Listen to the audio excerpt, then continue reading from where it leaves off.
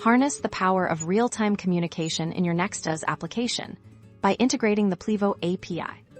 Begin by signing up for a Plivo account and retrieving your Auth ID and Auth token. These credentials are vital for authenticating your interactions with the Plivo platform. Next, establish a new API route within your Next.js project. This route will act as a secure intermediary for your credentials between the front end and the Plivo API. Inside this API route, install the official Plivo Nodes SDK. This SDK streamlines your engagement with Plivo's diverse services.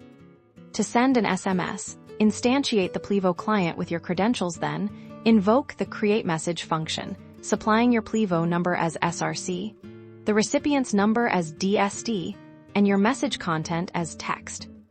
Voice functionalities follow a similar pattern. Employ the create call function, specifying the from and to numbers, along with an essential answer URL.